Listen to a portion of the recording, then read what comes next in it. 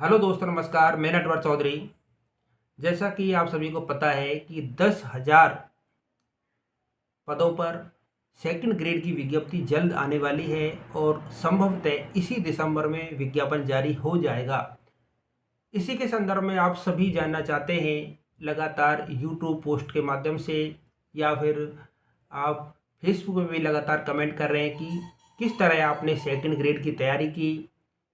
तो दोस्तों, मैं आप सभी के सामने यह वीडियो साझा कर रहा हूं कि आप कैसे सेकंड ग्रेड की तैयारी करें और किस तरह आप सफलता प्राप्त कर सकते हैं।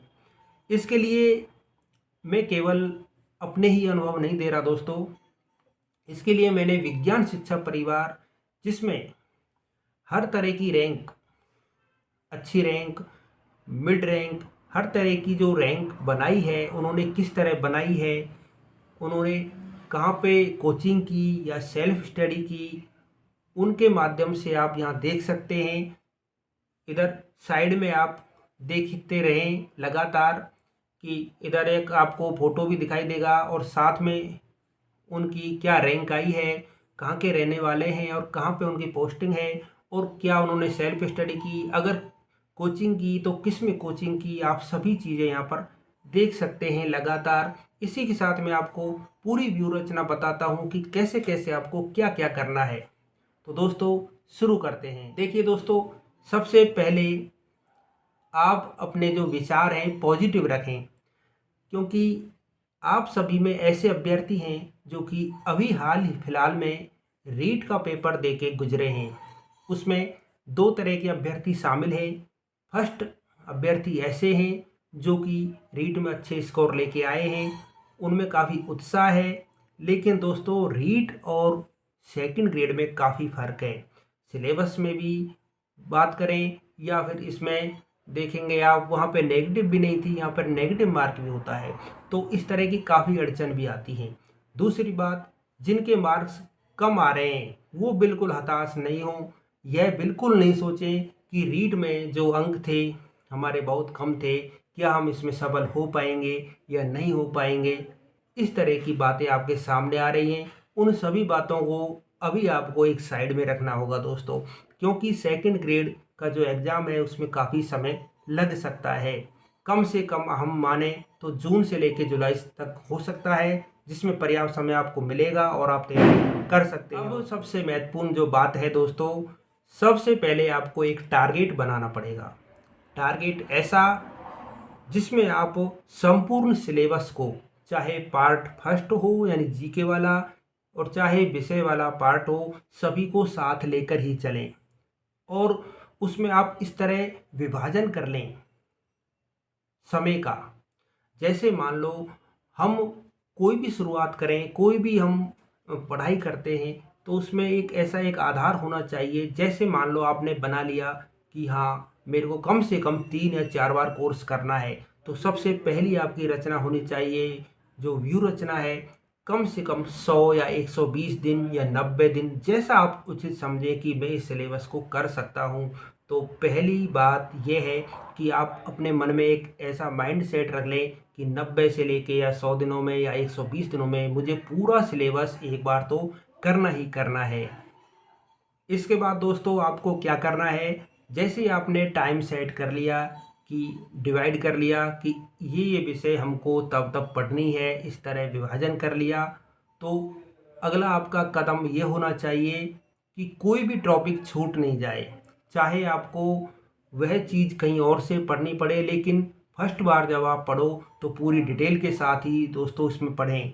चाहे आप कोचिंग के नोट्स पढ़ रहे हों, चाहे आप कोई भी ऑथेंटिक गाइड पढ़ रहे हों जो बहुत शानदार आती है, यानी जो आपको उचित लगे, क्योंकि हर तरह की गाइड आती हैं और हर किसी गाइड में हमको समझ में आता नहीं है। मान लो मैं आपको कोई भी गाइड बता देता हूँ, लेकिन आपकी समझ से परे है, हो सकता है आपको किसी दूसरी गाइड में समझ में आता हो।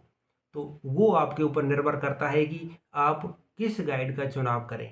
इसके बाद दोस्तों, महत्वपूर्ण बात, जैसे मान लो आपने प्रथम बार कोर्स किया 120 दिन में, ये मान लेते हैं, आप 90 दिन में भी कर सकते हो, मान रहे हैं हम कि 120 दिन में आपने कर लिया, तो दूसरी बार जब आप कोर्स करो तो आपको कम से कम 90 या 80 दिन में ही करना है।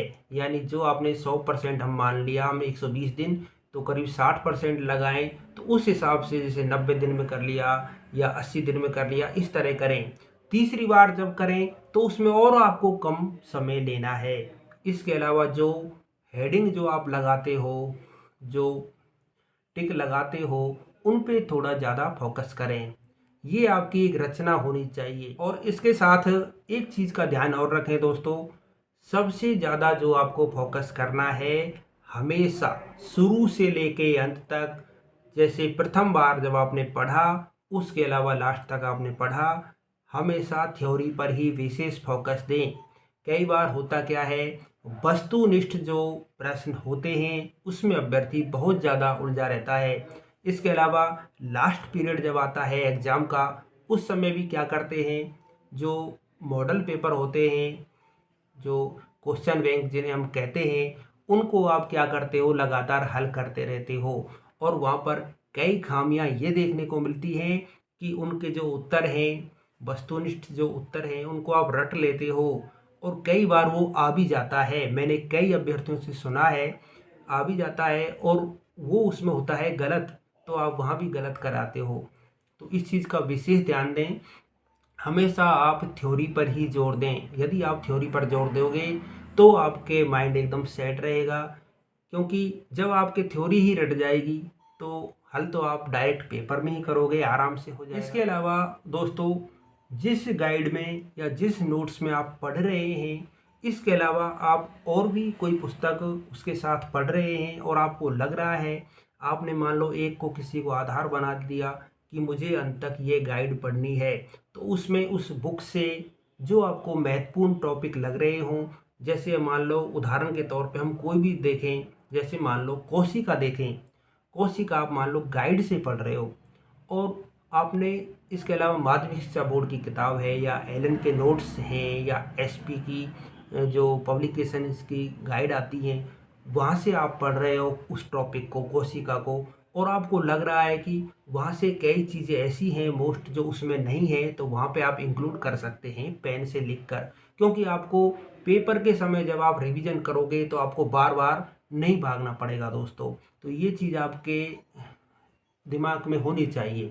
इसके अलावा आप अगर यहाँ पर देखें, थोड़ी समय की मार होती है, हस्तलिखित नोट्स भी आप बना सकते हो, कहीं से भी मैटर इकट्ठा कर करके, ये भी आप कर सकते हो। और मैं आपको बता दूं, जितने भी मेरे मित्र हैं जो आरपीएससी सेकंड ग्रेड 2018 में चयनित हुए, उन सभी का भी सुझाव यही है। उसमें हम देखें तो करीब 60-70% ने सेल्फ स्टडी की है और सेल्फ स्टडी के बल पे ही उन्होंने सफलता हासिल की है दोस्तों। विज्ञान विषय की मैं यहाँ बात कर रहा हूँ। काफ़ी बच्चे ऐसे हैं जिन्होंने कोचिंग भी की है और कोचिंग में से भी उन्होंने बताया कि काफ़ी अच्छा आया है। तो आप वीडियो में देख सकते हैं कि कौन कौन से अभ्यर्थी कहाँ कहाँ पे उन्होंने कोचिंग की है और क्या उनकी एक रचना रही है, उसके साथ क्या उन्होंने सेल्फ स्टडी भी की है, वो आप वीडियो में देख सकते हैं दोस्तों। अब लास्ट में आपको बता देता हूँ कि कई अभ्यर्थी जानना चाह रहे थे कि आप थोड़ा बहुत बुक भी बता दें कि कौन कौन सी पढ़नी चाहिए। तो दोस्तों मैं आधार के तौर पे यहाँ बता देता हूँ, लेकिन जो आपको अच्छी लगे वही पढ़ना। मैं हालांकि आपको यहाँ पे बता रहा हूँ। तो दोस्तों फर्स्ट पेपर में आप लक्ष्य और पैनोरमा में से कोई भी आप पढ़ सकते हो जो आपको उचित लगे। इसके साथ फर्स्ट पेपर में ही अगर मनोविज्ञान की बात करें तो दिशा पब्लिकेशन या फर्स्ट रैंक में से आप कोई भी पढ़ सकते हो जो आपको ठीक लगे।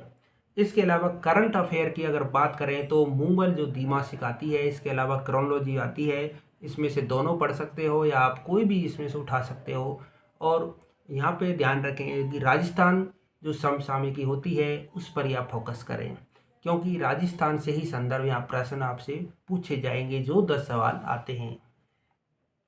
इसके साथ अगर आप जीके में डीपली पढ़ना चाहते हैं तो राजस्थान हिंदी ग्रंथ अकादमी की बुक आती है, इतिहास से संबंधित, पॉलिटिकल से संबंधित भी, और इसके अलावा जो भूगोल है दोनों तरह की, यानी राजस्थान वाली और भारत वाली, वो सभी आपको मैटर यहाँ पे मिल जाएगा, उसमें से आप डीपली पढ़ सकते हैं। इसके अलावा जो सेकंड पेपर है स्पेशल विज्ञान के लिए, वो यहाँ पर 9 से लेके 12 तक जो आपकी माध्यमिक से बोर्ड की जो बुक है उसको अध्ययन करें, क्योंकि काफ़ी क्वेश्चन वहीं से बनते हैं। इसके अलावा आप साइंस पब्लिकेशन की जो गाइड आती है वो, इसके अलावा एलन के जो मॉड्यूल्स हैं वहाँ से भी तैयारी कर सकते हैं, लेकिन उसमें से आप उतना ही पढ़ें सिलेबस के अनुसार, क्योंकि पूरी पढ़ोगे तो आपका समय भी ज़्यादा वेस्ट होगा। सिलेबस को ज़रूर ध्यान रखें, सिलेबस आपके हाथ में होना चाहिए। हर टॉपिक को लिख लें वहाँ पर, सिलेबस जैसे है कि भाई ये मेरे को वहाँ से पढ़ना है, उस हिसाब से अपनी तैयारी करें। इसके अलावा आप कोचिंग नोट्स ले सकते हैं अगर आप ले रहे हैं तो। और लास्ट में जो शिक्षण विधियाँ हैं, शिक्षण विधि आप जो बीएड में आपने जो बुक पढ़ी थी, शिक्षण विधियाँ जैसे सामान्य विज्ञान की कोई भी जो आपने पढ़ी है, उसमें से सिलेबस के अनुसार वहाँ से आप पढ़ सकते हैं शिक्षण विधियों को, क्योंकि वहाँ पे थोड़ा डीपली होता है और ज़्यादा समझ आएगा। इसके अलावा कई गाइडों में लास्ट में दिए होते हैं 10-20 पन्ने, तो वो भी आप पढ़ें। इस तरह दोस्तों मैंने काफ़ी चीज़ें आपको बताई। हो सकता है आपको काफ़ी चीज़ें अच्छी लगी हों, लेकिन यदि ऐसा लग रहा है कि कोई चीज़ यहाँ से छूट गई हो तो आप कमेंट बॉक्स में ज़रूर बता सकते हैं। और जितने भी मेरे दोस्त हैं, मित्र हैं, जिन्होंने अच्छी रैंक भी प्राप्त की है, उनसे सजेस्ट करके और आपको कमेंट बॉक्स में रिप्लाई अवश्य दिया जाएगा। आप अपनी तैयारी को बेहिचक करें, क्योंकि विज्ञान में अब की बार जो जगह हैं कम से कम 1500-1600 जगह आपको ज़रूर देखने को मिलेंगी। तो दोस्तों अपनी तैयारी आराम से पॉजिटिव सोच के साथ करें, बिल्कुल आपको घबराने की आवश्यकता नहीं है। और लास्ट में एक बात और, आपको कभी भी ये दिमाग में अभी से नहीं रखना है कि लास्ट बार कट ऑफ इतनी गई थी, अब की बार इतनी जा सकती है। दोस्तों पेपर के पैटर्न का कोई पता नहीं होता है। आपने देखा होगा पिछली बार जो पेपर था फिजिक्स का इतना हार्ड आया था कि फिजिक्स में नेगेटिव तक चले गए थे अधिकांश अभ्यर्थी, लेकिन फिर भी सिलेक्शन हुआ।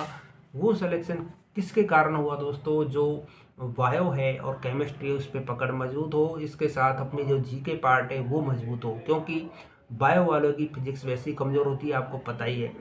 तो जैसा आपको उचित लगे उस हिसाब से आप कर सकते हैं। ठीक है दोस्तों, लास्ट में यही कहूँगा कि जो आपको अच्छा मैटर लगे वह मैटर पढ़ें और लगातार लगे रहें दोस्तों। बिल्कुल भी ऐसा नहीं सोचें जैसे रीट से जो हताश होके आए हैं कि हम यहाँ थक चुके हैं या कुछ हो चुका है, अब कैसे होगा। कोई भी विचार आपके मन में नहीं होना चाहिए। फुल एनर्जी के साथ अपनी तैयारी करें दोस्तों, सफलता अवश्य मिलेगी दोस्तों। और कोई भी आपको कोई समस्या है तो कमेंट बॉक्स में ज़रूर बताएं, रिप्लाई आपको अवश्य दिया जाएगा। मेरी तरफ से सभी साथियों को बेस्ट ऑफ लक।